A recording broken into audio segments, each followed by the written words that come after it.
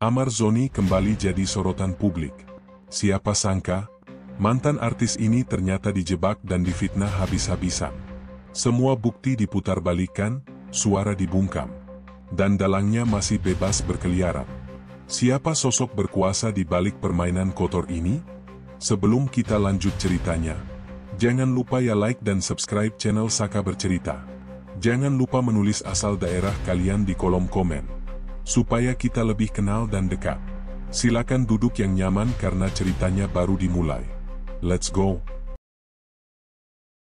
Namaku Kombes Ade Irawan, Kepala Satuan Reseroba. Suara dentingan jam di dinding ruang pemeriksaan itu terasa seperti pukulan yang menghantam kepala. Pelan, monoton, dan dingin. Aku duduk di kursi besi yang dinginnya menembus seragam dinas. Di hadapanku, lampu neon menggantung rendah, memantulkan cahaya pucat yang membuat wajahku tampak lebih tua dari umurku yang sebenarnya. Di atas meja, tumpukan berkas dan perekam suara sudah siap. Hari itu, aku diminta memberikan kesaksian internal tentang kasus yang sejak lama menyesakkan dadaku, kasus penangkapan seorang mantan artis bernama Amar Zoni. Sebuah nama yang dulu sering kulihat di televisi. Kini, namanya hanya disebut di ruang-ruang interogasi, dibisikkan dengan nada sinis, seolah tak layak lagi disebut manusia. Silakan, Pak Kombes, suara penyidik muda di hadapanku terdengar hati-hati.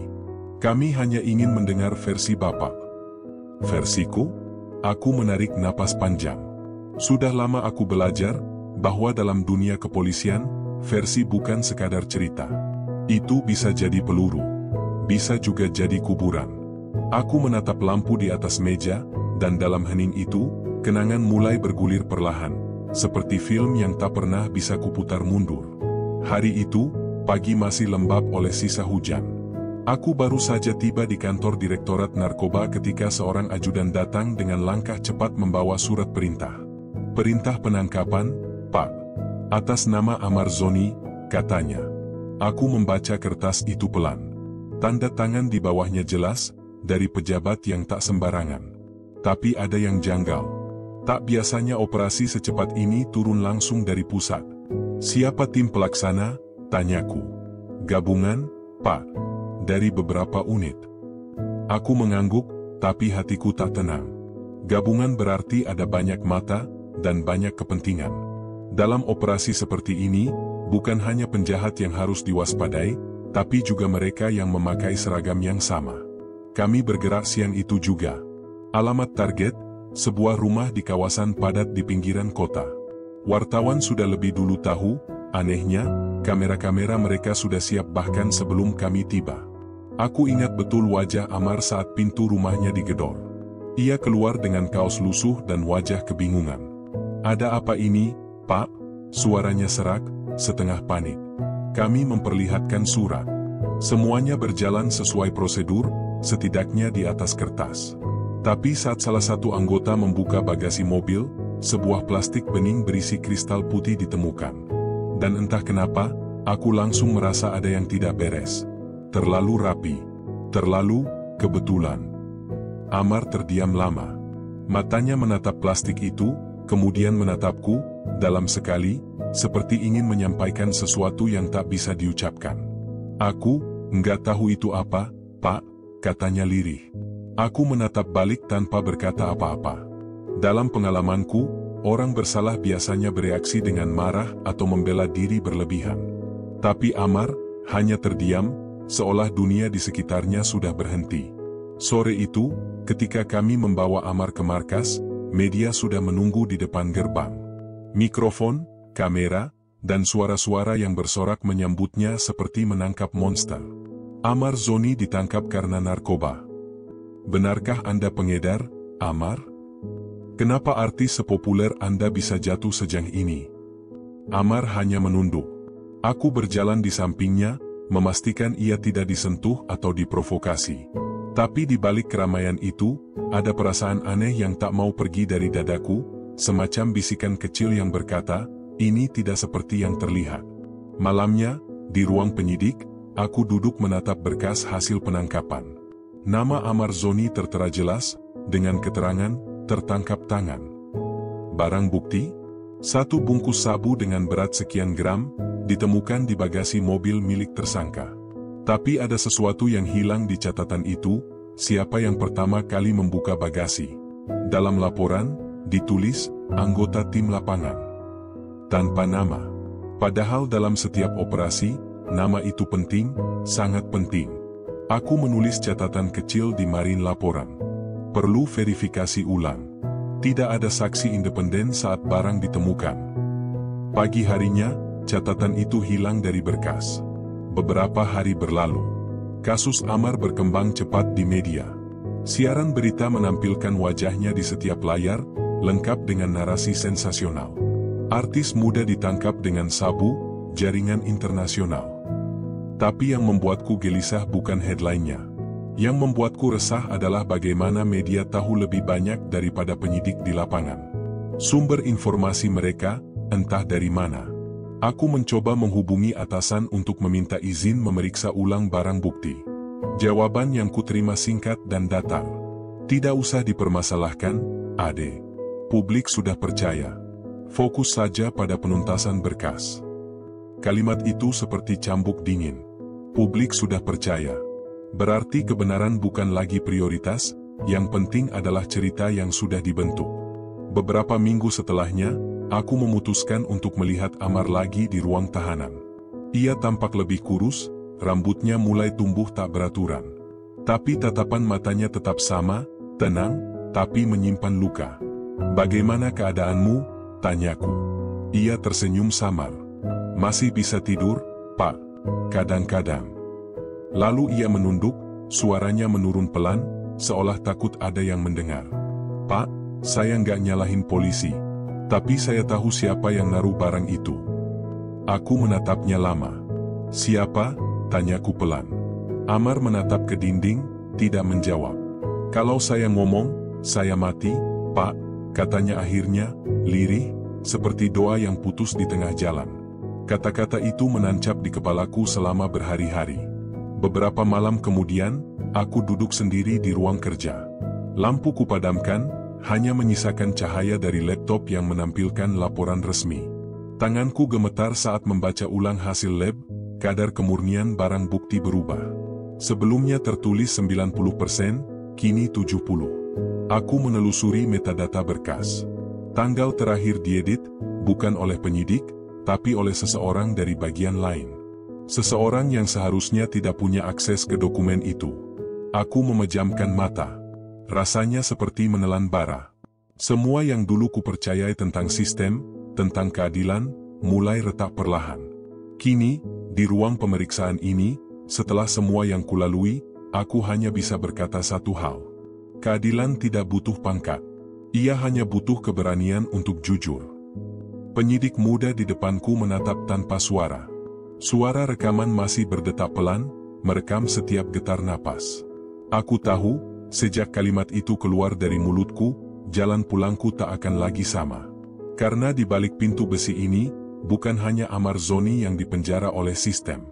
Aku pun, tanpa sadar, telah menjadi tahanan dari kebenaran yang ingin kubela sendiri.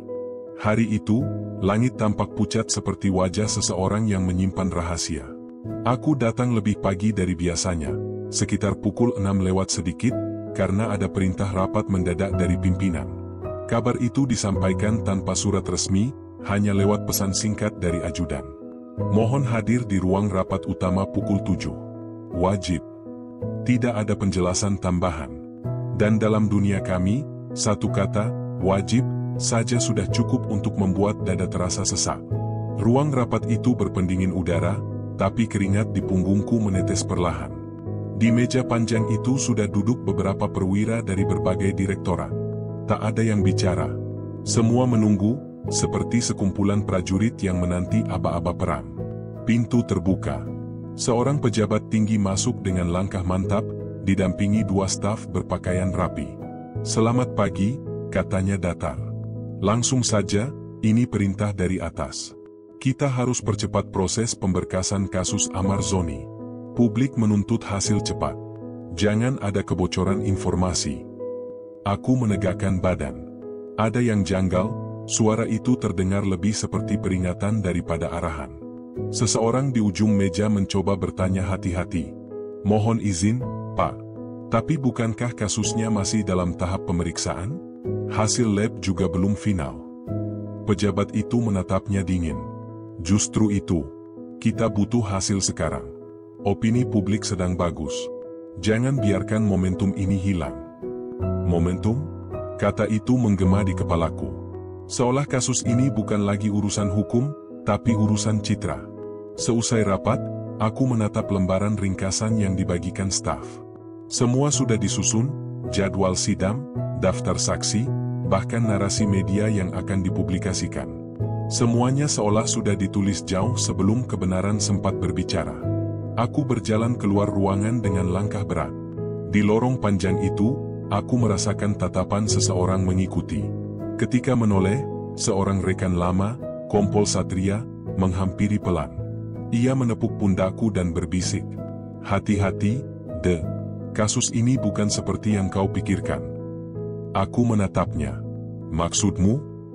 Ia menunduk, lalu berjalan pergi tanpa menjawab. Kata-katanya menggantung di udara seperti asap yang menyesakkan.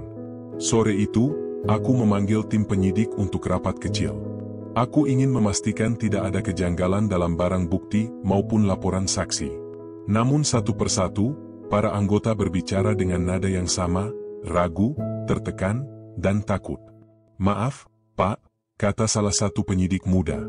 Kami cuma ikut perintah. Kami nggak tahu siapa yang pertama kali nemuin barang di mobil. Aku menatap wajahnya. Ia tampak pucat, suaranya bergetar.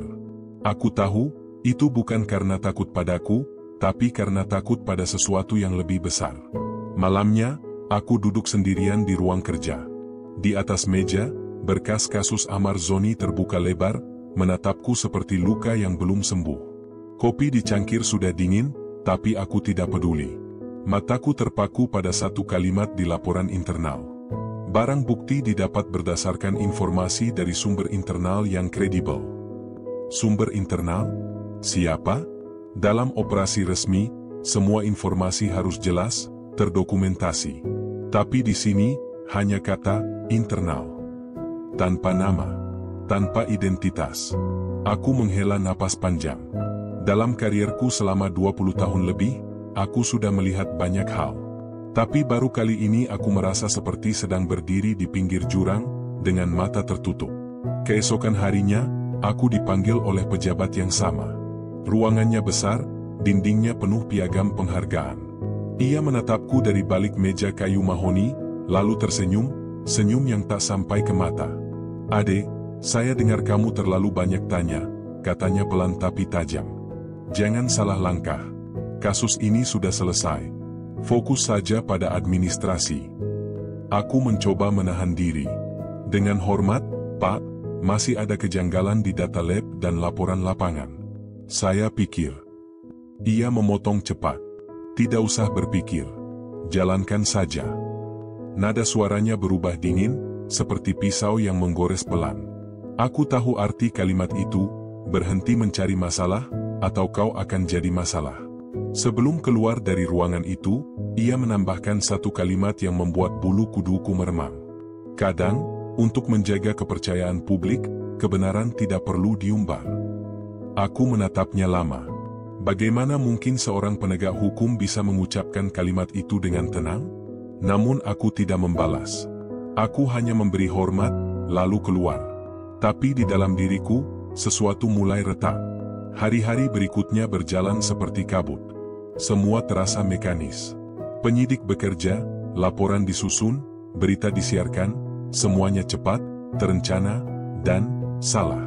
Setiap malam, aku membaca ulang berkas, mencari celah kecil yang bisa menjelaskan semuanya.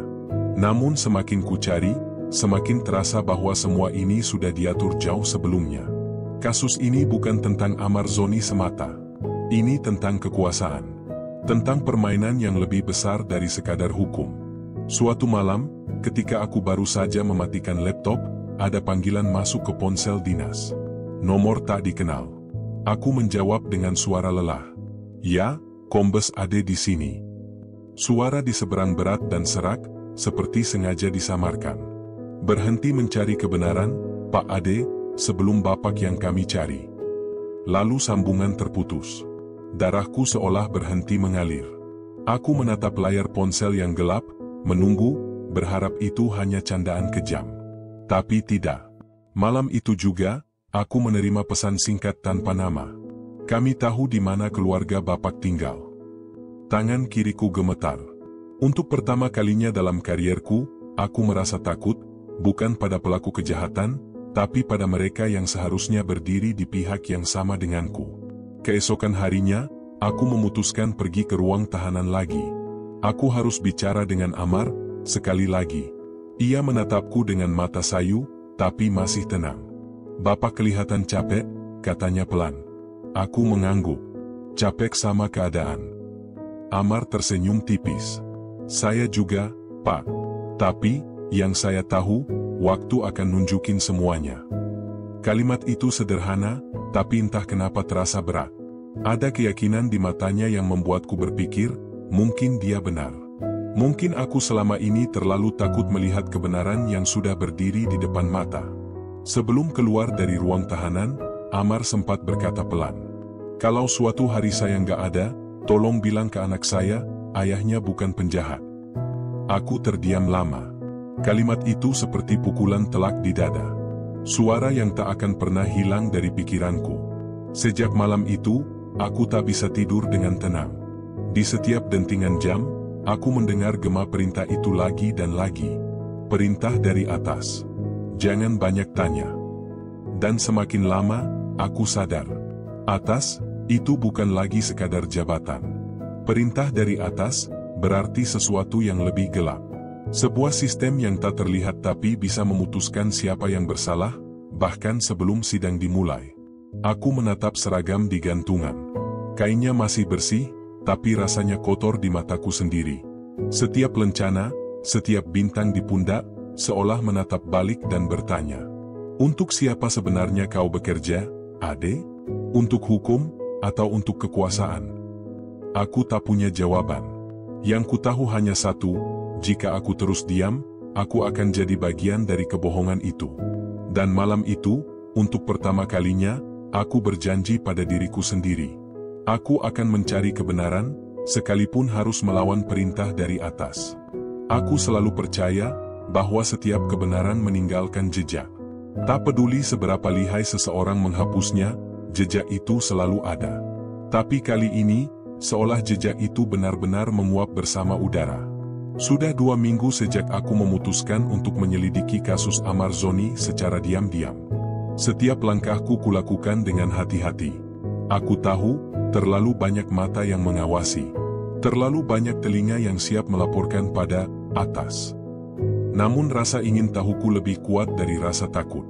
Sesuatu di dalam diriku terus berbisik, ada yang disembunyikan, Ade. Jangan berhenti di permukaan. Pagi itu, aku pergi ke laboratorium forensik tanpa pemberitahuan. Aku ingin melihat sendiri hasil uji barang bukti, kristal putih yang ditemukan di mobil Amar.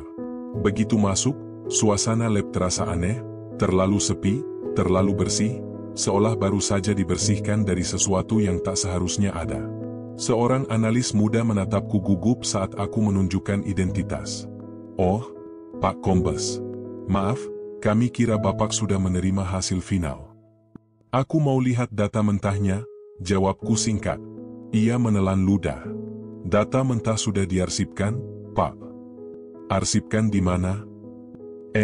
Bagian server utama, tapi sekarang sedang offline. Offline. Kata itu sering dipakai sebagai tameng di tempat ini, kode halus bahwa ada yang disembunyikan. Aku menatapnya tajam. Kau tahu siapa yang terakhir membuka filenya? Ia menunduk, pura-pura membaca berkas. Mungkin tim audit dari pusat, Pak. Saya kurang tahu. Aku tahu ia berbohong, tapi aku tidak memaksanya. Ketakutan di matanya terlalu jelas, seperti anak kecil yang tahu monster di bawah ranjangnya benar-benar nyata. Siang harinya, aku memeriksa laporan versi cetak. Kertasnya tebal, bersampul plastik, dan di halaman pertama tertulis. Barang bukti mengandung zat metamfetamin dengan kadar 72%. Tapi aku ingat dengan jelas, laporan awal menunjukkan angka 90. Aku mencarinya di sistem, hilang. Salinan digital yang kubuat di drive pribadi, tidak bisa dibuka. File rusak. Padahal aku menyimpannya dengan enkripsi tingkat tinggi. Aku menatap layar lama, tanpa kata. Di ruangan sepi itu, hanya terdengar bunyi kipas komputer dan detak jantungku yang berdebar. Sore hari, aku memanggil salah satu anggota yang dulu ikut di lapangan, Bribka Juna. Ia orang yang tenang, tak banyak bicara, tapi jujur. "Jun, aku mau nanya," kataku. "Waktu penangkapan Amar, siapa yang pertama buka bagasi mobil?" Ia terdiam.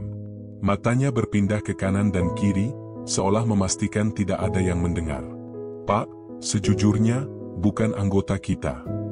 Aku menatapnya tajam. "Maksudmu?" "Yang buka itu, orang dari unit lain. Saya nggak tahu siapa, tapi dia nggak pakai seragam." Suasana hening beberapa detik. Aku bisa mendengar bunyi detik jam dinding, pelan, tapi terasa menampar. "Kenapa kau nggak laporkan?" tanyaku pelan. Ia menunduk. "Saya takut, Pak." Setelah itu, saya dipindahkan ke bagian administrasi. Tanpa alasan. Aku menarik napas panjang. Jadi benar, ada orang luar yang ikut dalam operasi itu. Dan itu artinya, barang bukti bisa saja ditanam bahkan sebelum tim resmi tiba. Malamnya, aku menulis laporan pribadi di buku catatan hitam. Buku itu bukan untuk institusi. Buku itu untuk diriku sendiri. Satu-satunya tempat di mana aku bisa jujur tanpa takut dihapus. Di halaman pertama kutulis. Jejak pertama, data laboratorium diubah. Jejak kedua, barang bukti tidak ditemukan oleh anggota resmi. Jejak ketiga, saksi diam karena takut. Kesimpulan sementara, kebenaran sedang dibungkam oleh tangan sendiri. Aku menatap tulisan itu lama, sampai tinta mulai mengering. Keesokan paginya, aku menerima panggilan dari nomor kantor. Namun bukan suara rekan kerja yang terdengar, melainkan suara wanita asing. "Pak Ade, hati-hati dengan langkah Bapak. Kami tahu Bapak sedang buka file yang salah." Aku berdiri kaku. "Siapa ini?" Sambungan terputus. Aku menatap telepon beberapa detik sebelum perlahan meletakkannya. Keringat dingin mengalir di pelipis. Aku tidak tahu siapa mereka, tapi mereka tahu aku. Hari-hari berikutnya terasa panjang. Di kantor, beberapa rekan mulai bersikap dingin. Sapaan mereka berubah menjadi anggukan singkat. Beberapa menghindari kontak mata. Aku tahu, rumor sudah menyebar, Ade Irawan sedang cari gara-gara dengan orang atas. Dan di institusi seperti ini, reputasi bisa dibunuh bahkan tanpa peluru. Namun aku tidak peduli. Aku hanya ingin tahu, siapa sebenarnya yang mengatur semua ini. Satu malam, aku memutuskan menelusuri dokumen lama di ruang arsip yang jarang digunakan. Ruangan itu gelap, berdebu, dan bau lembab. Hanya ada satu lampu gantung yang berkedip lemah.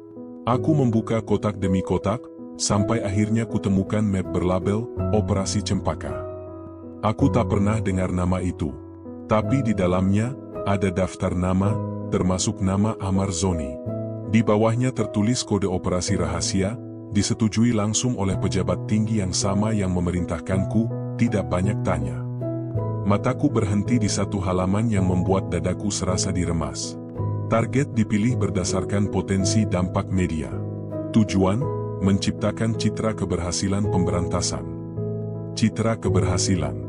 Jadi Amar bukan target karena bersalah, tapi karena terkenal. Tanganku gemetar memegang kertas itu. Aku menatap setiap barisnya dengan perasaan antara marah dan jijik. Inikah yang disebut keadilan sekarang? Menjatuhkan seseorang hanya demi statistik dan tepuk tangan publik? Langkah kaki di koridor membuatku tersadar. Aku buru-buru mematikan lampu dan menyembunyikan berkas itu di balik jaket. Pintu arsip terbuka sedikit. Seseorang menatap ke dalam, lalu menutup lagi. Aku menunggu dalam diam selama beberapa menit, memastikan semuanya aman sebelum keluar. Jantungku berdetak cepat. Aku tahu, malam itu aku baru saja melanggar garis yang tak boleh dilangkahi. Di rumah, aku menatap foto keluargaku di dinding ruang tamu. Istriku tersenyum di foto itu, begitu juga dua anakku yang masih kecil. Aku ingin pulang seperti biasa, makan malam, tertawa, tidur nyenyak. Tapi entah kenapa, setiap kali aku menutup mata, aku selalu melihat wajah Amar. Dan kalimatnya terngiang, "Pak, saya tahu siapa yang naruh barang itu. Sekarang aku tahu, ia tidak berbohong. Dan lebih buruk lagi, yang ia maksud bukanlah penjahat biasa, tapi orang dari dalam." Keesokan harinya, aku membawa salinan foto dokumen itu ke ruang kerjaku dan menyimpannya di laci rahasia. Tapi ketika kubuka sore harinya, map itu hilang. Tak ada tanda-tanda pembobolan. Tak ada bekas pencarian. Hanya udara dingin yang berbisik pelan di telingaku. "Kau sudah diawasi." Aku menatap kosong ke jendela, memandangi langit yang mulai gelap. Hujan turun pelan, menetes di kaca jendela seperti air mata yang tertahan. Untuk pertama kalinya, aku merasa benar-benar sendirian. Malam itu, aku duduk di kursi ruang kerja, menatap catatan hitam di depanku. Satu halaman baru kutulis dengan tangan gemetar. Jejak ketiga, bukti fisik telah dihapus. Kesimpulan, kebenaran sedang diburu. Aku menutup buku itu, memeluknya erat, dan berbisik pada diriku sendiri. Kalau mereka bisa menghapus jejak, aku harus jadi jejak itu. Aku tahu risikonya. Tapi aku juga tahu satu hal, kebenaran tak akan pernah bisa dikubur selamanya. Dan di saat itulah, aku menyadari, perangku baru saja dimulai. Aku sudah lama tidak datang ke ruang tahanan. Biasanya, kalaupun harus datang, hanya sekadar tanda tangan atau menerima laporan dari bawah. Tapi hari itu, langkahku terasa berbeda. Ada sesuatu yang menarikku ke sana, mungkin rasa bersalah, atau mungkin rasa ingin tahu yang belum selesai. Amar Zoni. Nama itu terus bergema di kepalaku, seperti gema doa yang tak kunjung dijawab. Setelah menemukan dokumen, Operasi Cempaka, aku tahu satu hal, dia bukan sekadar tersangka biasa. Dia adalah pion, dan mungkin satu-satunya saksi hidup yang bisa menjelaskan apa yang sebenarnya terjadi. Saat aku tiba, ruang tahanan sudah lengang. Cahaya lampu neon menggantung di langit-langit, redup dan bergetar. Udara di sana dingin, tapi ada bau yang khas, campuran karat besi dan lembab dinding tua. Seorang petugas jaga menatapku kaku. "Pak Kombes mau masuk sendiri?" tanyanya pelan. Aku mengangguk. "Ya, jangan ada yang ikut." Ia tampak ragu, tapi tak berani membantah. Kunci berderit saat dimasukkan ke pintu besi. Suara logam yang berat terdengar saat pintu terbuka, dan di baliknya, Amar duduk diam di ujung ruangan. Ia menunduk, mengenakan baju tahanan berwarna abu-abu yang kebesaran. Kumis tipisnya tumbuh berantakan, matanya cekung seperti kurang tidur berhari-hari. Namun begitu aku masuk, ia mendongak, dan sekejap, aku melihat cahaya kecil di sorot matanya. "Pak Ade," katanya lirih, suaranya serak tapi jelas. Aku menatapnya tanpa bicara beberapa detik, lalu menarik kursi dan duduk di hadapannya. "Masih ingat saya?" Ia tersenyum kecil. "Gimana bisa lupa, Pak? Bapak satu-satunya yang masih mau dengerin saya waktu itu." Aku menarik napas panjang. Ada rasa perih di dada. Waktu pertama kali kami bertemu, aku menganggapnya hanya aktor yang mencari sensasi. Tapi kini, duduk di depanku, ia tampak seperti seseorang yang sudah kehilangan segalanya, kecuali harapan untuk didengar. "Amar," kataku pelan. "Aku tahu, ada sesuatu yang gak beres waktu penangkapanmu. Tapi aku butuh kau jujur sekarang. Siapa yang naruh barang itu?" Ia menatapku lama, matanya basah tapi tak menetes. "Bapak yakin mau dengar jawabannya?" "Tentu. Kalau saya ngomong, bukan cuma saya yang bahaya, Pak. Bapak juga." Aku diam sejenak. "Sudah terlalu jauh aku buat mundur," jawabku akhirnya. Ia menunduk, lalu mengusap wajahnya. "Waktu itu, saya lagi di parkiran rumah teman. Mobil saya dicegat 2 orang. Nggak pakai seragam, tapi mereka tahu nama saya, tahu kegiatan saya, bahkan tahu isi rumah saya. Terus, mereka minta saya ikut. Katanya mau klarifikasi soal kerja sama acara sosial. Saya ikut aja, Pak, karena mereka ngomong sopan." Suara Amar bergetar. Pas saya buka bagasi mobil sendiri di kantor polisi, barang itu udah di sana. Saya kaget, "Pak, saya sumpah, itu bukan punya saya." Aku memejamkan mata sesaat. Setiap kata yang ia ucapkan terasa jujur, terlalu hidup untuk disebut rekayasa. Orang-orang itu siapa? Ia menggeleng pelan. Saya nggak tahu nama aslinya, tapi salah satunya pernah saya lihat di lokasi syuting. Bukan artis, tapi orang yang sering antar barang, kayak kru. Aku mencatat dalam hati. Mungkin mereka memang sengaja menyusup lewat jalur yang dekat dengan target. Setelah saya ditangkap, Pak, 2 hari kemudian, istri saya dapat telepon. Katanya kalau saya nurut aja, kasus ini bisa selesai cepat. Tapi kalau saya ngelawan. Amar terdiam, menelan ludah. Anak saya bakal kena dampaknya. Aku mengepalkan tangan di atas meja. Siapa yang ngomong begitu? Ia menggeleng. Nomornya nggak dikenal. Tapi suaranya mirip dengan orang yang waktu itu nyeret saya ke mobil. Hening. Hanya bunyi tetesan air dari pipa di sudut ruangan. Aku menatapnya lekat. Kenapa baru sekarang cerita? Karena saya baru tahu Bapak masih nyari kebenaran. Saya pikir semua orang udah anggap saya sampah. Nada suaranya seperti pisau yang menusuk pelan. Aku tak sanggup membalas. Mungkin karena di dalam hatiku, aku tahu, memang begitulah cara sistem bekerja. Cepat menyalahkan, lambat memperbaiki. Ada satu lagi, Pak. Aku menatapnya. Apa? Malam sebelum saya ditangkap, saya sempat dapat pesan dari nomor asing. Isinya cuma satu kalimat, besok, aktingmu dimulai. Bulu kuduku meremang. Pesan itu bukan ancaman, tapi instruksi. Masih simpan pesannya? HP saya disita, Pak. Katanya buat barang bukti, tapi sampai sekarang nggak pernah dikembalikan. Aku mencatat lagi. HP hilang, data lab berubah, barang bukti ditanam. Semua potongan mulai menyatu. Aku menatap Amar dalam-dalam. Kalau aku buka lagi kasusmu, kau siap? Ia tersenyum samar. Pak, saya nggak punya apa-apa lagi buat hilangin. Tapi kalau kebenaran bisa nyelamatin nama anak saya nanti, saya siap. Ada hening panjang. Aku bangkit berdiri, tapi sebelum pergi, Amar memanggilku pelan. Pak Ade. Aku menoleh.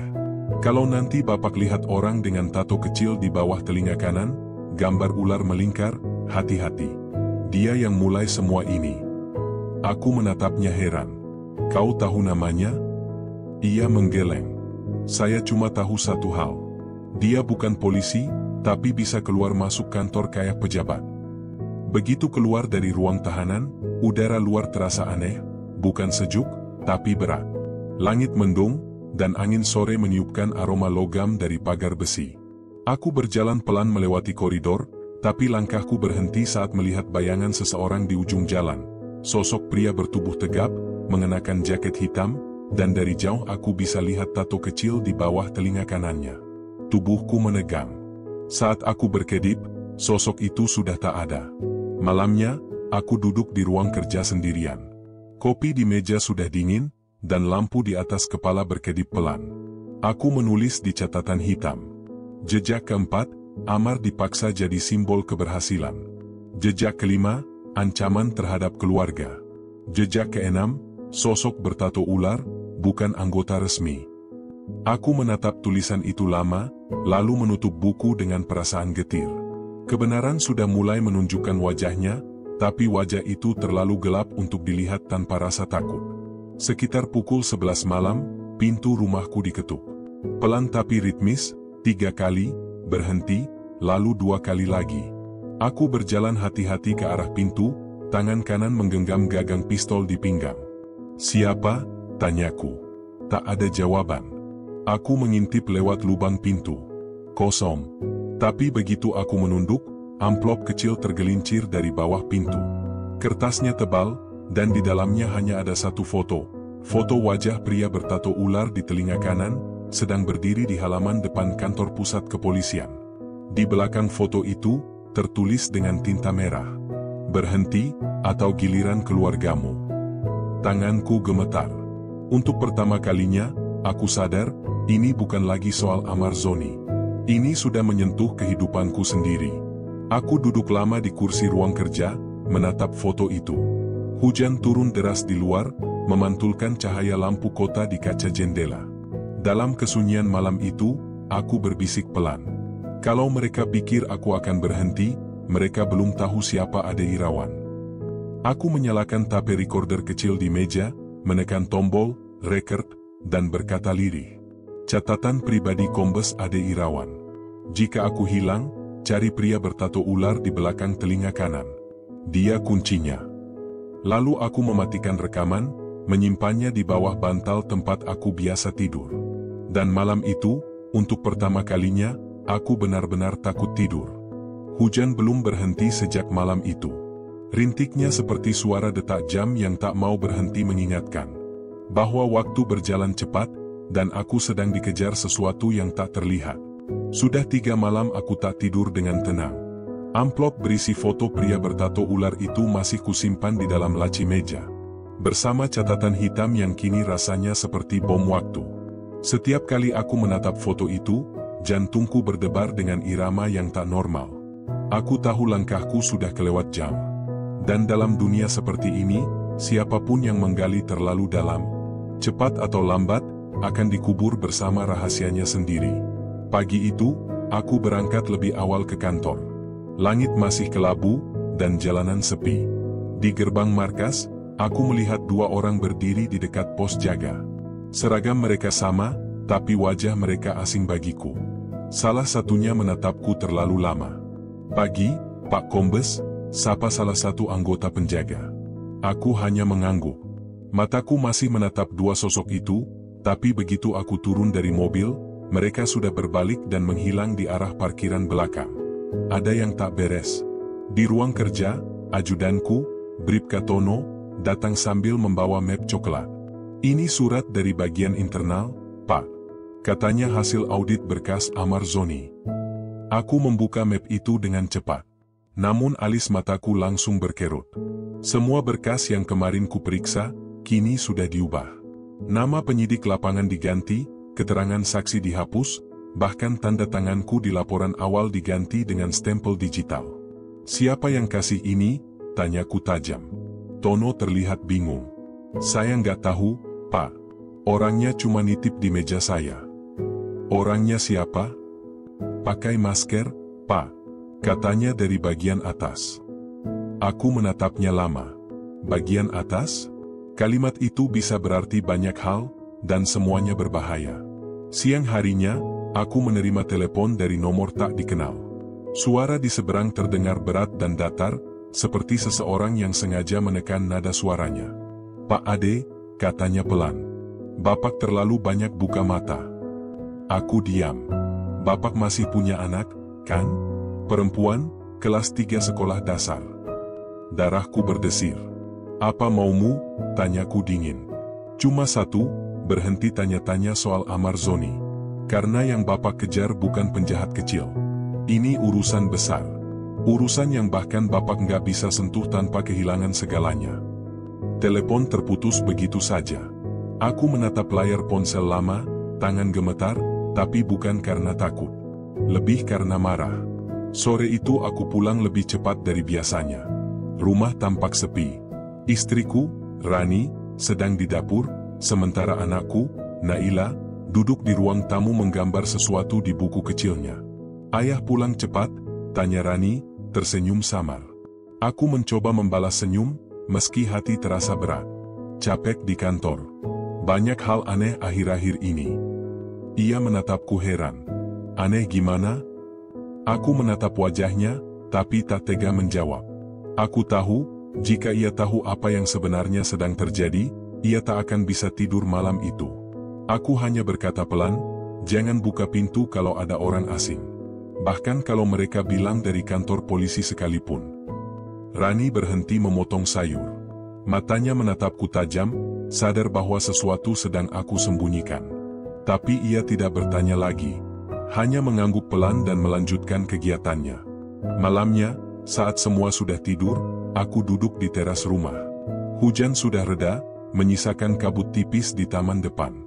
Aku menyalakan rokok, sesuatu yang sudah jarang kulakukan, hanya untuk menenangkan pikiran. Lalu, di ujung jalan, aku melihat mobil hitam berhenti. Lampunya mati. Tak ada suara. Mobil itu diam di sana selama hampir 10 menit. Aku berdiri, mengambil senter, lalu berjalan mendekat perlahan. Tapi sebelum aku sampai di sana, mobil itu tiba-tiba menyala dan melaju cepat meninggalkan tempat itu, tanpa plat nomor di bagian belakang. Keesokan paginya, aku menemukan secarik kertas diselipkan di pagar depan. Tulisan tangan dengan tinta hitam. Peringatan pertama sudah kami beri. Jangan paksakan diri jadi pahlawan, Pak Kombes. Aku menggenggam kertas itu erat-erat hingga kusut. Mereka bukan cuma mengintimidasi. Mereka sudah masuk ke lingkaran terdekatku. Hari itu di kantor, suasana lebih tegang dari biasanya.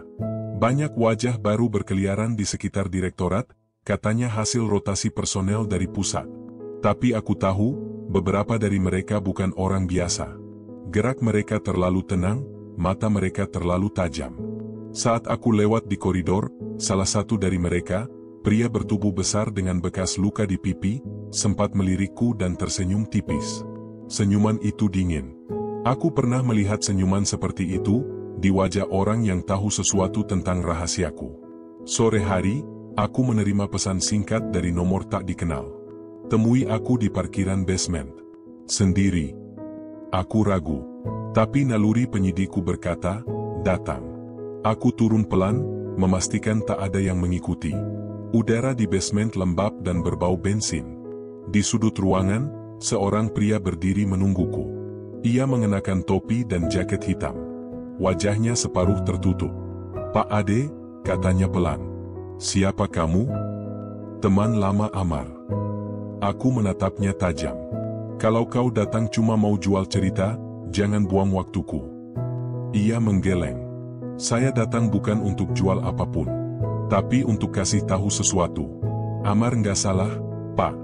Dia dijebak, dan orang yang menjebaknya sekarang di dalam sistem ini, di antara bapak-bapak berseragam itu. Aku menelan ludah. Buktinya? Ia membuka jaketnya, mengeluarkan flash disk kecil, lalu menaruhnya di tanganku. Isi di dalamnya bisa jawab semua pertanyaan Bapak. Tapi hati-hati, kalau file itu kebuka di komputer kantor, otomatis akan terkirim ke jaringan mereka.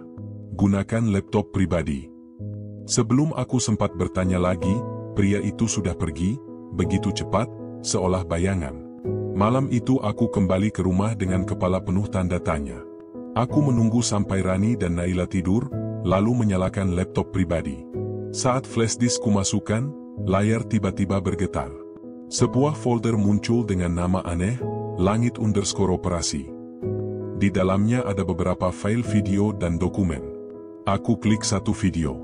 Gambar pertama menampilkan ruang penyimpanan barang bukti, dan seseorang dengan sarung tangan sedang menukar plastik sabu di dalam laci. Wajahnya tidak jelas, tapi di sisi kanan lehernya terlihat tato ular melingkar. Darahku berhenti mengalir sesaat. Sebuah suara muncul dari video itu. Pastikan ini atas nama Amar Zoni. Arahan langsung dari atasan. Aku menatap layar lama, hampir tak bernapas. Kini semua potongan puzzle itu menyatu. Dan untuk pertama kalinya, aku sadar bahwa musuhku bukan orang luar, tapi mereka yang memakai seragam yang sama denganku. Aku menutup laptop pelan. Di luar, angin malam bertiup kencang. Anjing tetangga menggonggong panjang, lalu tiba-tiba hening. Dan entah kenapa, aku merasa ada seseorang yang sedang berdiri di balik jendela rumahku. Aku menoleh perlahan. Hanya bayangan hitam, tapi cukup untuk membuat jantungku berhenti berdetak sejenak. Pagi itu udara terasa berat. Bukan karena hujan, tapi karena hari itu, untuk pertama kalinya sejak penangkapan, Amar Zoni akan berbicara langsung di hadapan hakim lewat sidang virtual. Semua media menunggu, publik menanti, dan di dalam tubuh kepolisian, banyak yang menahan napas. Aku tahu, satu kata yang salah dari Amar bisa mengguncang segalanya. Dan mungkin, mengguncang hidupku juga. Ruang sidang online disiapkan di lantai 2 kantor kejaksaan. Layar besar dipasang di depan ruangan, kamera diarahkan ke meja hakim, sementara di sisi lain, layar kecil menampilkan ruang tahanan tempat Amar berada. Wajahnya muncul perlahan, lebih kurus dari sebelumnya, tapi sorot matanya tajam. Sidang perkara atas nama terdakwa Amar Zoni dibuka, Suara hakim menggema dari pengeras suara. Semua mata tertuju ke layar. Suasana tegang. Setiap napas terdengar jelas, setiap tatapan terasa seperti pisau. Jaksa membacakan dakwaan dengan suara tegas, monoton, tapi syarat tekanan. Kata demi kata seperti peluru yang ditembakkan tanpa jeda. Terdakwa terbukti memiliki dan menguasai narkotika jenis sabu dengan berat sekian gram. Ditemukan di dalam kendaraan milik terdakwa. Menjadi bagian dari jaringan peredaran gelap. Aku duduk di belakang ruangan, menatap layar tanpa berkedip. Setiap kalimat yang keluar dari mulut jaksa terasa seperti penghinaan pada akal sehat. Aku tahu bagaimana barang itu ditemukan. Aku tahu siapa yang menaruhnya. Tapi di ruangan ini, kebenaran tidak punya suara. Giliran Amar untuk berbicara. Hakim menatap layar, suaranya datar. Saudara Amar, apakah saudara mengakui dakwaan tersebut? Amar menatap kamera lama, lalu berkata pelan, tapi tegas. Saya tidak bersalah, Yang Mulia. Ruangan mendadak sunyi. Suara klik mouse dari salah satu petugas terdengar lebih keras dari biasanya. Saya dijebak, lanjutnya. Barang itu bukan milik saya. Saya tahu siapa yang melakukannya, tapi saya takut bicara karena orang itu masih bebas, dan dia punya kekuasaan. Beberapa orang di ruangan mulai berbisik. Jaksa menatap hakim dengan ekspresi canggung, mencoba memotong pernyataan itu. Yang Mulia, terdakwa hanya mencoba mengalihkan perhatian. Diam. Suara hakim memotong tajam. Beri dia kesempatan bicara. Aku menahan napas. Di layar, Amar menunduk sebentar, lalu menatap kamera lagi. Suara getar di tenggorokannya terdengar jelas. Orang itu punya tato ular di belakang telinga kanan. Saya nggak tahu namanya, tapi dia ada di balik semua ini. Dan dia bukan orang luar. Dia bagian dari aparat. Bisik-bisik makin riuh. Beberapa kepala menoleh ke arahku, entah karena kebetulan, atau karena mereka tahu aku pernah disebut-sebut terlibat dalam investigasi ulang kasus ini. Hakim menatap layar lama. Saudara punya bukti? Amar menggeleng pelan. Saya cuma punya ingatan. Tapi kalau sistem ini mau jujur, semua bukti itu ada di tempat penyimpanan barang sitaan, ruang lantai 3. Aku menegang. Itu lokasi yang sama dengan video yang kulihat dari flash disk. Hanya saja, dalam laporan resmi, ruangan itu sudah dinyatakan, direlokasi, untuk perbaikan. Amar menatap ke kamera, matanya merah. Saya tahu saya bukan orang suci. Tapi saya nggak sebodoh itu nyimpen barang di mobil sendiri. Saya cuma pengin kebenaran keluar, meskipun saya harus tetap di sini.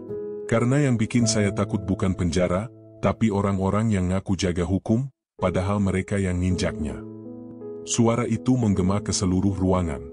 Aku menunduk, menahan amarah, menahan rasa perih di dada. Kalimatnya terlalu benar, terlalu telanjang.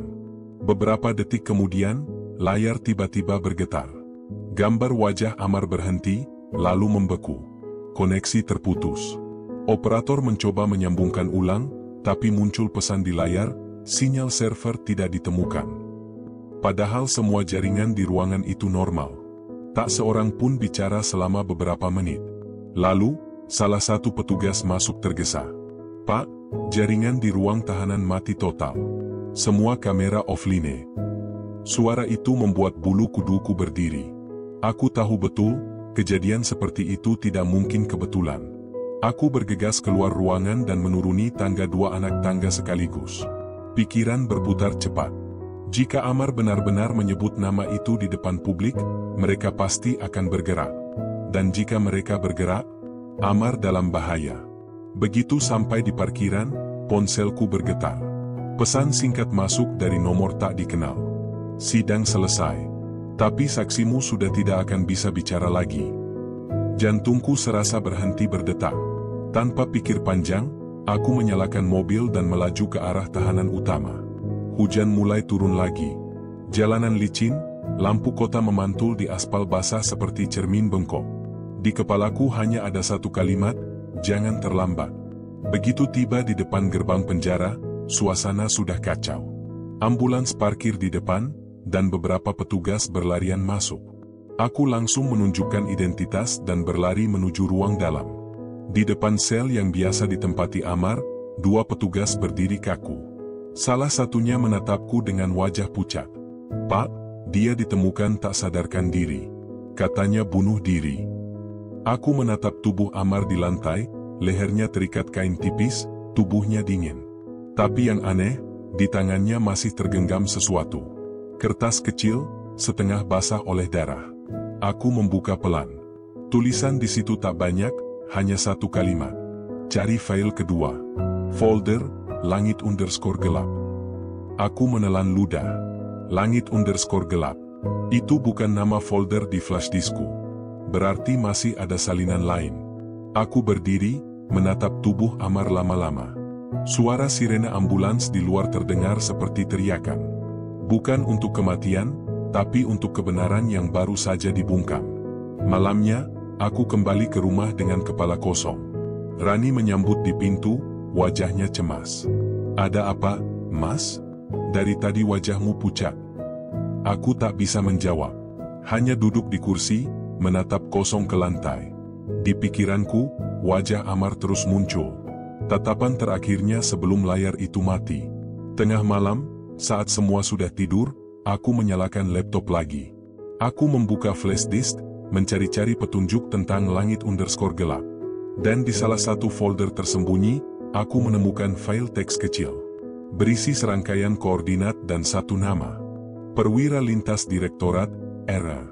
Aku tertegun. Inisial itu familiar. Terlalu familiar. Itu nama salah satu pejabat tinggi yang pernah menandatangani surat perintah penangkapan Amar. Seseorang yang, selama ini, aku anggap sebagai pembimbing dan panutanku. Aku menutup laptop pelan. Keringat dingin mengalir di pelipis. Aku sadar, setelah malam ini, aku tidak bisa lagi berpura-pura jadi bagian dari sistem yang sama. Karena keadilan yang kubela, ternyata hidup di luar pagar institusi tempatku berdiri. Di luar jendela, kilat menyambar, membelah langit hitam. Suara guntur menyusul keras, membuat kaca bergetar. Aku berdiri, menatap bayangan wajahku sendiri di jendela. Dan untuk pertama kalinya, aku benar-benar merasa sendirian. Sejak sidang virtual itu berakhir, semuanya terasa sunyi. Terlalu sunyi, seolah seluruh kota menahan napas.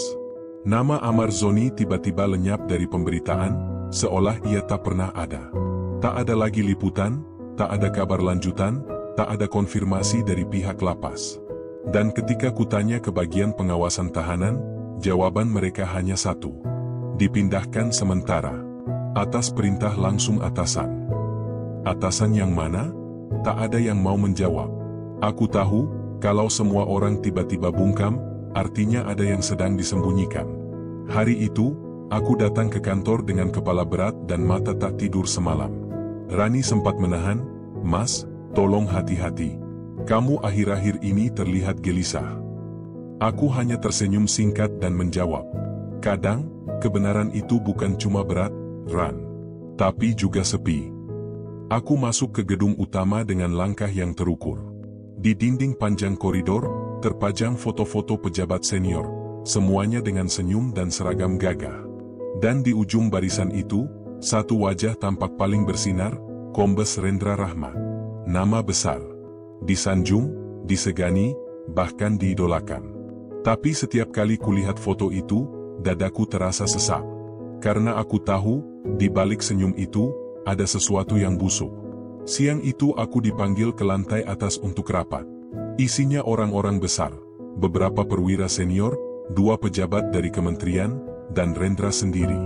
Suasana ruangannya kaku. Aku bisa mencium aroma ketakutan bercampur kepura-puraan. Begitu aku masuk, Rendra menatapku dengan senyum tipis. "Duduk, Ade." Aku patuh. Ia menatapku lama, lalu berkata, "Ada yang aneh di laporanmu soal kasus Amar. Kamu masih menganggap dia korban, bukan pelaku?" Aku menjawab pelan, tapi tegas, "Saya tidak melihat bukti yang kuat bahwa Amar pengedar, Pak. Barang bukti yang diajukan juga tidak sesuai dengan protokol penyitaan." Beberapa kepala menunduk, beberapa pura-pura sibuk menulis. Rendra hanya tertawa pelan. "Anak muda, idealisme kamu bagus. Tapi dunia kita ini nggak sesederhana itu. Kadang orang yang bersalah harus diselamatkan, dan orang yang benar harus dikorbankan, demi keseimbangan. Keseimbangan. Kata itu membuat perutku mual. Setelah rapat selesai, aku keluar dengan perasaan kacau. Di parkiran, seorang petugas muda menghampiri. "Pak Ade, ini dari seseorang di ruang isolasi," katanya pentim. Ia menyerahkan amplop kecil, lusuh, dan basah di pinggirnya. Tak ada nama pengirim. Kupandangi amplop itu lama, lalu kubuka perlahan. Isinya hanya selembar kertas kecil, dengan tulisan tangan yang kukenal. "Saya masih hidup. Tapi mereka akan memindahkan saya malam ini. Tolong, jangan percaya siapapun yang berpangkat tinggi.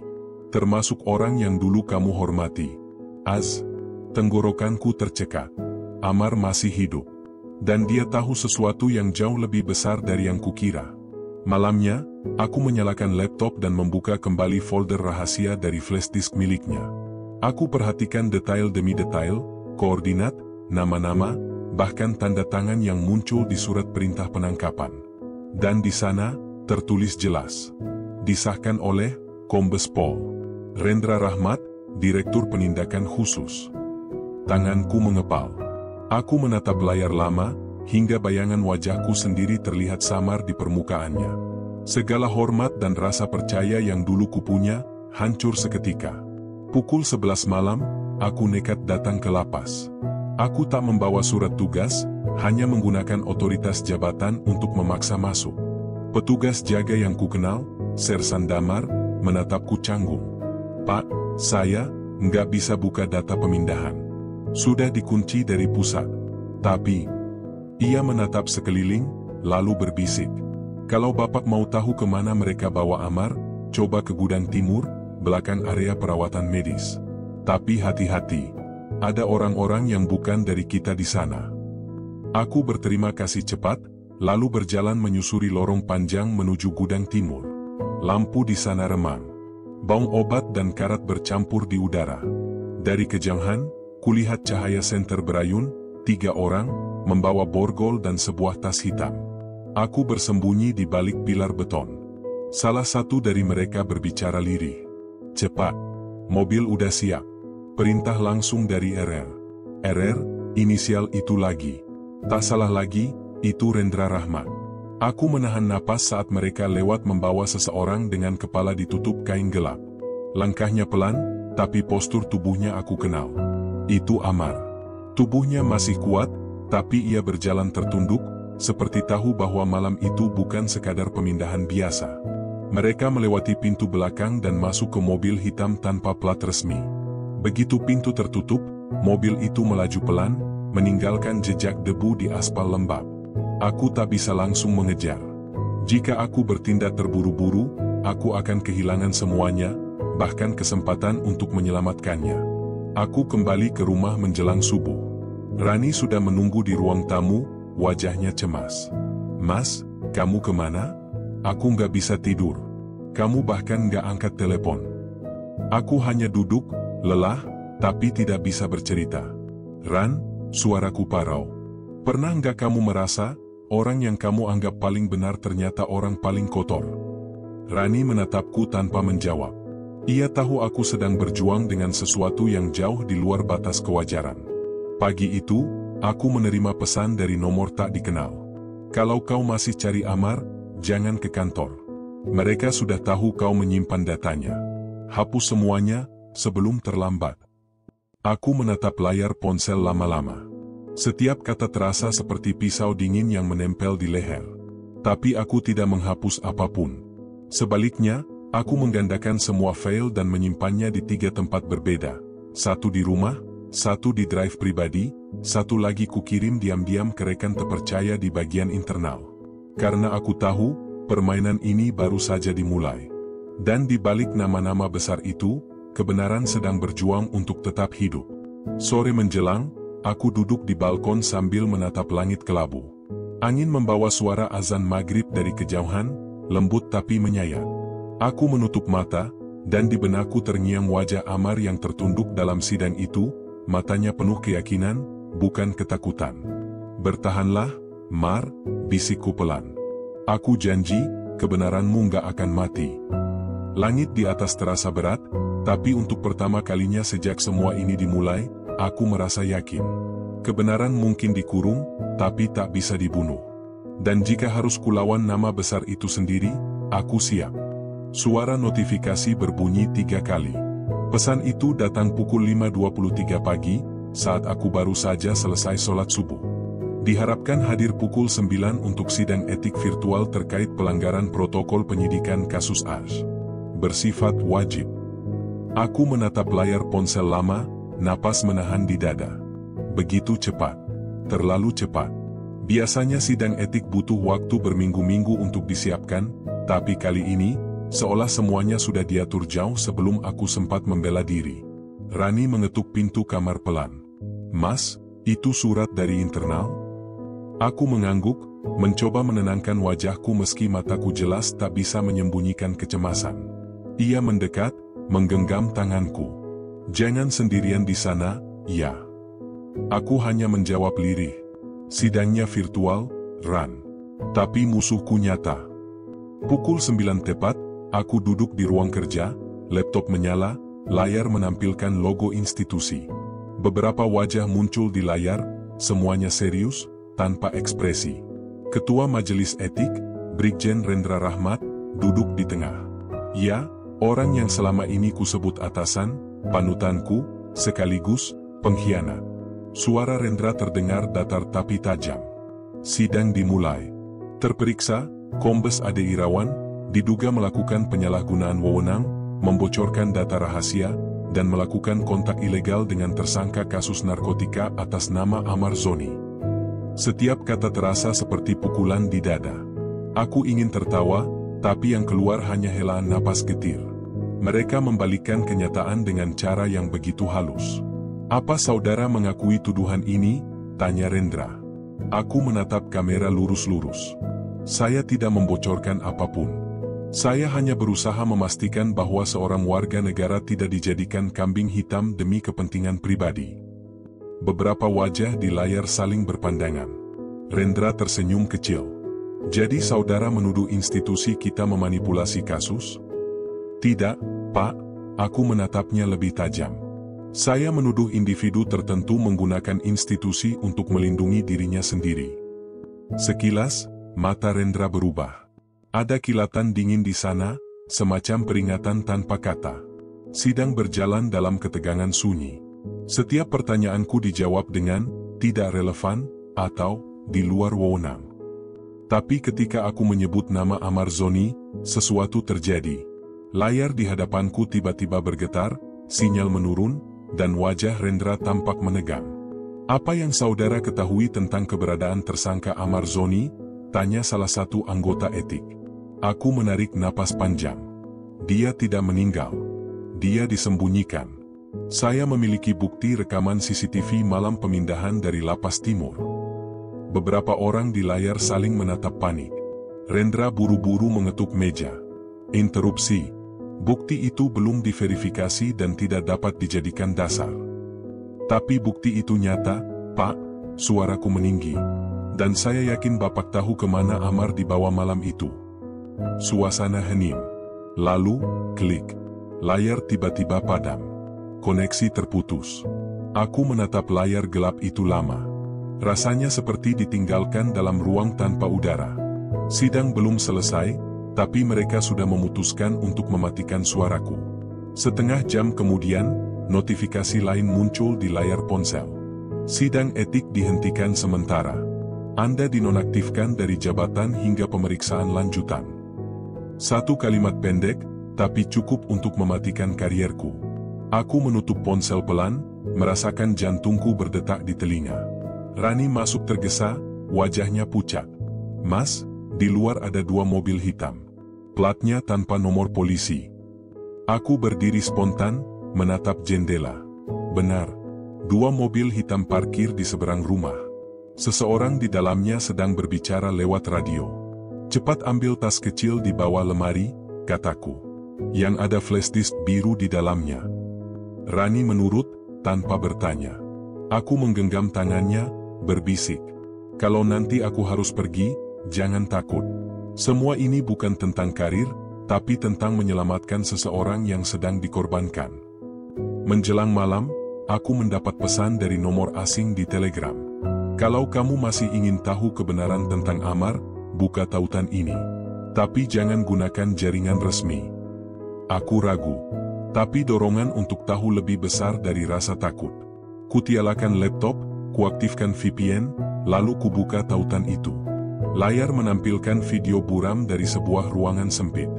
Dan di sana, tampak sosok yang membuat dadaku berhenti berdetak sesaat. Amar Zoni. Masih hidup. Tubuhnya kurus, wajahnya pucat, tapi matanya tetap menyala. Suara dalam video bergetar, lemah tapi jelas. Pak Ade, kalau Bapak lihat ini, berarti saya masih bisa bicara. Mereka pikir saya sudah hilang, tapi ada orang dalam yang bantu saya sembunyi. Tolong, jangan diam. Ada berkas di brankas ruang arsip lantai 3 kantor lama Bapak, di balik panel logam. Di situ semua nama yang sebenarnya. Lalu layar hitam. Video berakhir. Aku duduk membeku. Tanganku gemetar, bukan karena takut, tapi karena tahu apa yang akan terjadi setelah ini. Mereka tidak hanya ingin menyingkirkan Amar. Mereka ingin menghapus seluruh jejak kebenaran. Beberapa menit kemudian, pintu rumah diketuk keras. Pak Ade, kami dari Divisi Pengawasan Internal. Harap buka pintu. Rani menatapku panik. Aku hanya tersenyum lelah. Sudah waktunya. Aku beranjak, membuka pintu dengan tenang. 3 orang berseragam masuk, salah satunya membawa surat penahanan sementara. Tapi sebelum mereka sempat berbicara panjang, aku berkata pelan. Saya sudah kirim semua berkasnya keluar. Kalau kalian pikir bisa menghentikan saya, kalian terlambat. Salah satu dari mereka menatap tajam, seolah tahu apa yang kumaksud. Tapi tak ada yang bisa mereka lakukan selain menggiringku ke mobil hitam itu. Perjalanan menuju kantor pusat terasa lama. Lampu-lampu jalan memantul di kaca mobil, membuat dunia di luar tampak seperti potongan mimpi buruk. Aku menatap keluar, memikirkan wajah Amar di video tadi. Ia hidup. Dan itu cukup membuatku bertahan. Ketika mobil berhenti di gerbang utama, aku mendengar salah satu petugas berbisik di radio. Target sudah diamankan. Instruksi selanjutnya?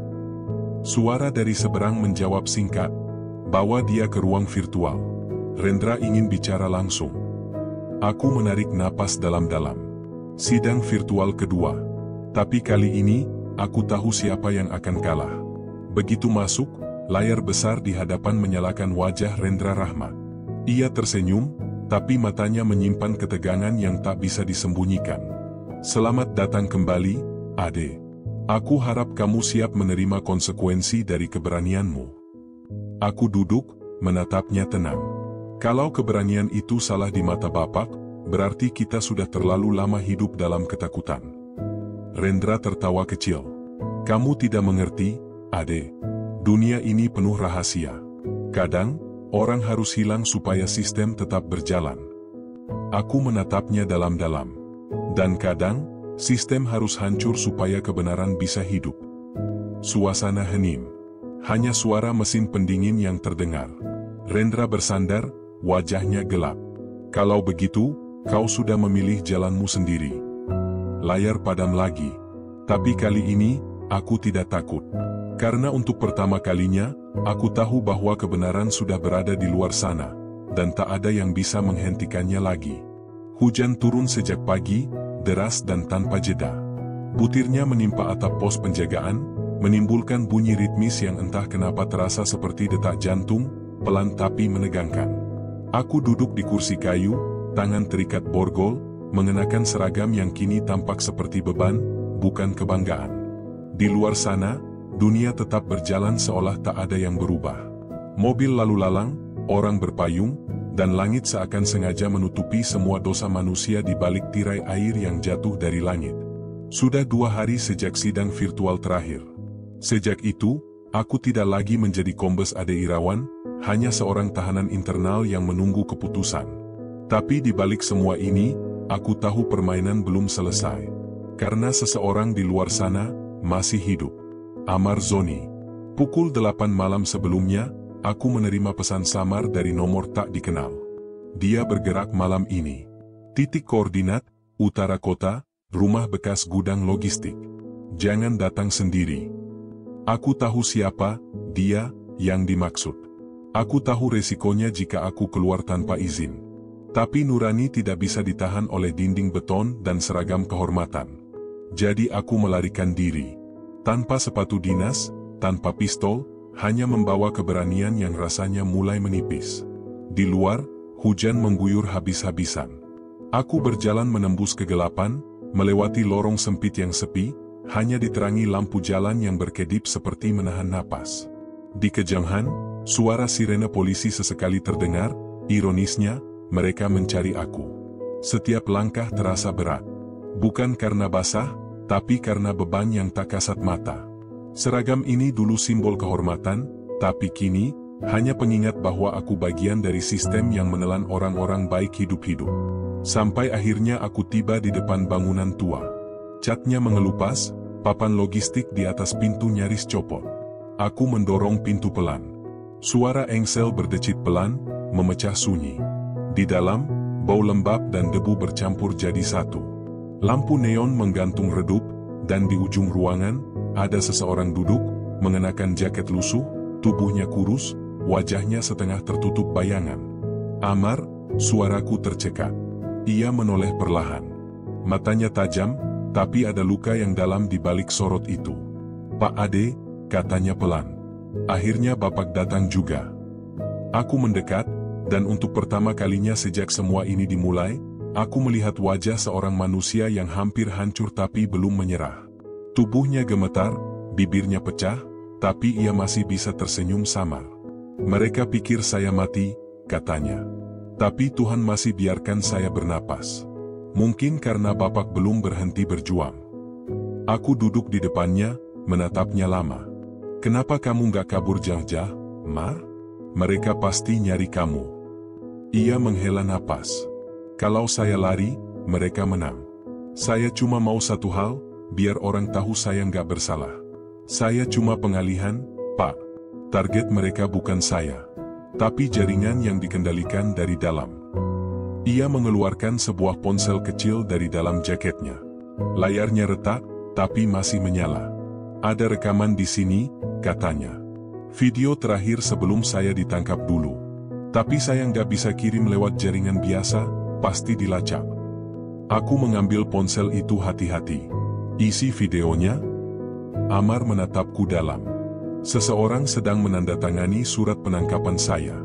Tapi bukan Rendra, orang di atasnya. Orang yang selama ini nggak pernah mau muncul di media.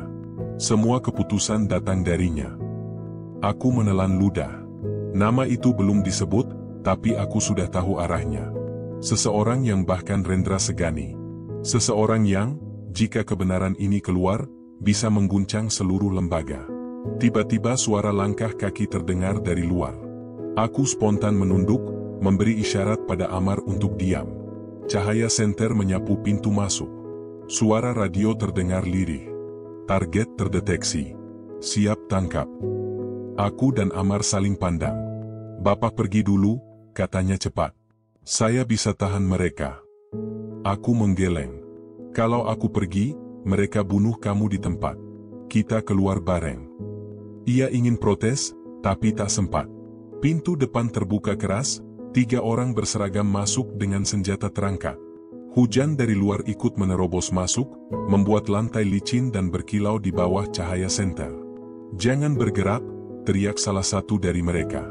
Aku berdiri pelan, mengangkat tangan. "Turunkan senjatamu, Sersan.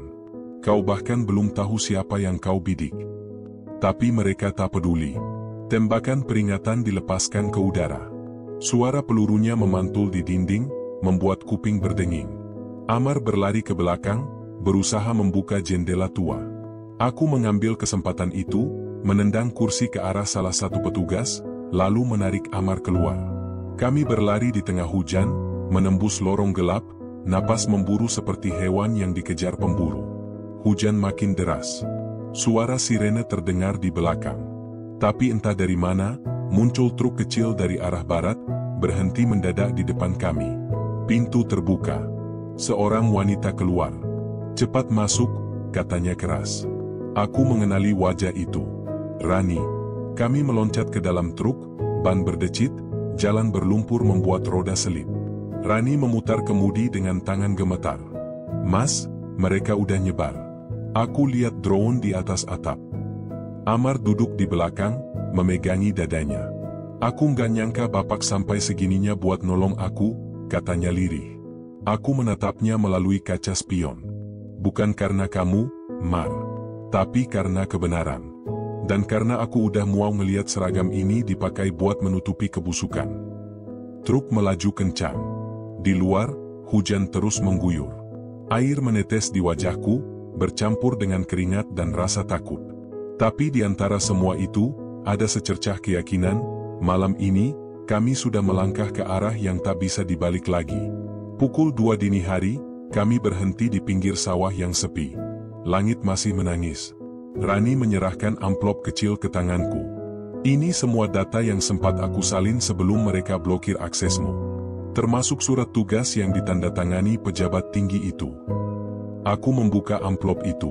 Ada stempel merah, tanda tangan yang sangat kukenal. Dan di bawahnya, inisial nama yang selama ini disebut-sebut tapi tak pernah berani dibuka di publik. Aku menatap Rani, lalu Amar. Kalau ini keluar, semua orang yang kita kenal bisa kehilangan jabatan, bahkan hidupnya. Rani menatapku balik, matanya berkaca-kaca. "Kalau itu harga untuk menegakkan kebenaran, biar Tuhan yang menilai." Kami berdiri bertiga di tengah hujan. Seragamku berat, menempel di kulit, menahan dingin yang menusuk. Tapi di balik semua itu, aku merasa ringan. Untuk pertama kalinya sejak lama, aku tidak merasa kotor mengenakan seragam ini. Di tengah derasnya hujan, Amar berbisik lirih. "Pak Ade, kadang Tuhan pakai hujan buat bersihin bukan cuma bumi, tapi juga hati manusia." Aku menatap langit. Rintik air menetes di wajah, seperti menghapus dosa lama yang tak bisa kuhitung lagi. Dan di detik itu, aku tahu, badai ini belum selesai. Tapi arah anginnya sudah berubah. Pagi itu, langit Jakarta tampak pucat. Awan menggantung rendah, seolah menahan sesuatu yang berat. Aku berdiri di depan jendela kecil kamar aman tempat kami bersembunyi. Suara hujan malam tadi sudah berhenti, tapi aroma tanah basah masih tertinggal di udara, menandakan badai belum benar-benar pergi. Sudah 3 hari sejak pelarian itu. 3 hari tanpa tidur, tanpa rasa aman, tanpa kepastian apakah kami masih hidup atau hanya menunggu waktu untuk ditemukan. Amar duduk di lantai, menatap dinding kosong. Rani di pojok ruangan, mengetik pesan di laptop tua yang baterainya nyaris habis. Malam tadi, aku berhasil mengirim sebagian dokumen lewat saluran anonim ke rekan lamaku di divisi cyber, satu-satunya orang yang masih bisa dipercaya. Kalau rencana berhasil, bukti itu akan muncul di media dalam 24 jam ke depan. Kalau gagal, kami semua akan menghilang tanpa jejak. "Pak Ade," suara Amar memecah keheningan, "kalau nanti semua ini berakhir, Bapak mau ngapain?" Pertanyaan sederhana, tapi terasa berat. Aku menatapnya lama. Mungkin berhenti dari semuanya. Hidup di desa kecil. Nggak pakai seragam, nggak pakai pangkat. Aku tersenyum samar. Cukup jadi orang biasa yang bisa tidur tenang. Amar mengangguk. "Kalau saya, mungkin cuma pengen ketemu anak saya lagi. Sekali aja." Ia menunduk, suaranya parau. Biar dia tahu ayahnya bukan penjahat. Aku diam. Tak ada kata yang bisa menenangkan luka sebesar itu. Yang bisa kulakukan hanya menepuk bahunya pelan. Menjelang sore, pesan masuk ke ponsel rahasia yang kupakai. Data sudah terbit sebagian. Tapi jaringan internal mendeteksi lokasi pengiriman. "Hati-hati, mereka bergerak." Jantungku berdegup keras. Aku menatap Rani yang langsung paham tanpa perlu kata-kata. "Kita harus pindah sekarang," katanya cepat. Amar berdiri, mengambil jaket. Tapi sebelum sempat kami keluar, suara deru mobil terdengar mendekat dari kejauhan. Suara mesin besar. Banyak. Bukan 1, tapi 3 kendaraan. Aku menarik Rani dan Amar ke balik tumpukan peti kayu. Suara langkah kaki mendekat. Pintu digedor keras. "Buka," Polisi. Rani menatapku ketakutan. Mereka udah tahu, Mas? Aku menarik napas panjang. Tenang. Jangan panik. Pintu akhirnya dirobohkan. Cahaya senter masuk, menembus kegelapan. Aku bisa melihat bayangan senjata mengarah ke segala sisi. Salah satu dari mereka berteriak, "Target ditemukan. Kami tak punya waktu." Aku mendorong Amar ke arah belakang gudang, tempat ada pintu kecil menuju gang sempit. "Keluar lewat situ. Jangan berhenti sampai ketemu mobil Rani yang disembunyikan di ujung jalan." Amar menatapku. "Pak, gimana dengan Bapak?" Aku tersenyum tipis. Sudah waktunya aku menyampaikan kesaksian terakhirku. Ia ingin menolak, tapi aku sudah mendorongnya pergi. Rani menahan air mata, tapi mengikuti perintahku. Mereka berlari keluar lewat pintu belakang. Dan aku berbalik, menghadapi para petugas yang masuk dengan senjata terarah. "Aku menyerah," kataku pelan sambil mengangkat tangan. Salah satu dari mereka maju, memukul bahuku dengan keras dan memborgol tanganku. Rendra Rahmat muncul dari balik kerumunan. Masih dengan seragam rapi, wajahnya tenang seolah tak ada yang terjadi. "Selamat, Ade," katanya dingin. "Kau berhasil membuat semua orang di atas sana panik. Tapi kau tahu, kebenaran tidak pernah menang di dunia ini." Aku menatapnya lekat-lekat. "Bukan di dunia ini, mungkin. Tapi di hadapan Tuhan, semua akan terbuka." Rendra tersenyum. "Semoga kau masih hidup cukup lama untuk menyaksikannya." Ia memberi isyarat, dan dua orang membawaku keluar menuju mobil. Langit kembali kelabu. Gerimis mulai turun lagi. Dalam perjalanan, aku memandangi jalanan Jakarta yang basah. Kota ini begitu indah dari luar, tapi di balik setiap gedungnya, ada rahasia yang membusuk. Aku tahu mungkin aku tidak akan bebas lagi. Tapi aku juga tahu, aku sudah melakukan yang seharusnya kulakukan. Lalu, sesuatu terjadi. Sirene polisi terdengar di belakang kami, tapi kali ini bukan dari mobil konvo. Suara radio pengawal di depanku berderak. "Sir, ada kebocoran media besar." Semua portal berita menyiarkan rekaman CCTV interogasi Amar Zoni. Suara Rendra Rahmat terdengar jelas. Rendra yang duduk di mobil lain langsung keluar dari kendaraan di depan. Wajahnya memucat. Aku bisa melihatnya dari kaca mobil. Ia berteriak ke radio, "Matikan semua server cadangan. Tutup akses media sekarang juga." Tapi terlambat. Semuanya sudah menyebar. Aku tersenyum kecil.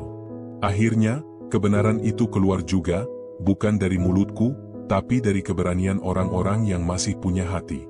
Termasuk Amar. Termasuk Rani. Beberapa jam kemudian, aku dibawa ke markas besar untuk diinterogasi. Namun kali ini suasananya berbeda. Banyak wajah yang dulu menunduk padaku kini menghindari tatapan. Di televisi ruang depan, berita terus berulang. Terungkap. Bukti rekaman interogasi menunjukkan tekanan dan ancaman terhadap Amar Zoni sebelum proses hukum berjalan. Pejabat tinggi kepolisian disebut-sebut terlibat. Aku duduk di kursi ruang tahanan, tersenyum getir. Perjuangan ini belum selesai, tapi cahayanya mulai terlihat. 3 hari berlalu. Sebuah surat datang. Bukan surat resmi, tapi tulisan tangan di atas kertas biasa. Dikirim oleh kurir anonim. Tulisan itu sederhana. "Pak Ade, saya dan anak saya sudah aman di tempat baru.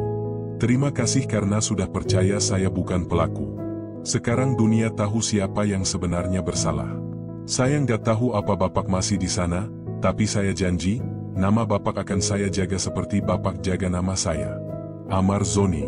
Air mataku menetes tanpa bisa kutahan. Surat itu kertas sederhana, tapi rasanya lebih berat dari semua pangkat yang pernah kupakai. Malamnya, seorang penyidik muda datang menemuiku. "Pak, saya cuma mau bilang, saya percaya sama Bapak. Kami semua di generasi baru ini butuh contoh kalau kejujuran masih bisa hidup di tempat seperti ini." Aku menatapnya dan tersenyum lelah. "Jangan percaya pada seragam, Nak. Percayalah pada hati di baliknya. Karena suatu saat, hujan akan datang lagi, dan hanya hati yang bersih yang bisa bertahan di bawahnya." Pukul 2 dini hari. Aku menulis laporan terakhir di atas selembar kertas putih. Satu paragraf yang kemudian dikenal sebagai kesaksian terakhir Kombes Ade Irawan. Keadilan tidak selalu lahir di pengadilan. Kadang ia tumbuh di hati mereka yang berani berkata jujur, meski dunia menutup telinga. Jika suatu hari aku tak lagi bersuara, biarlah catatan ini menjadi saksi bahwa kebenaran pernah berjuang, meski harus menantang seragamnya sendiri. Aku menaruh pena, menatap langit-langit sel kecil itu. Hujan kembali turun di luar. Pelan, tapi pasti. Dan untuk pertama kalinya dalam hidupku, aku merasa damai. Bukan karena aku menang, tapi karena aku tahu, kebohongan yang selama ini berdiri di atas nama besar akhirnya runtuh oleh keberanian yang sederhana, berkata jujur.